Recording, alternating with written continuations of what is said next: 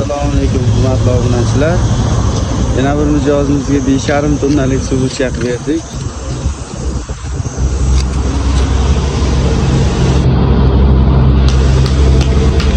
O'chkamizning holati juda ham a'lo. Qo'lni choklar kraskalangan, ichi yo'tashi. Ko'tarishga ruchkalar qo'yilgan. Qopqoqlari qulflanadi, bexijolat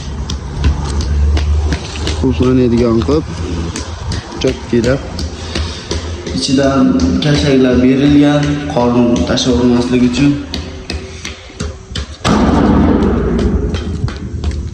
Eshigi oson ochilib yopiladi.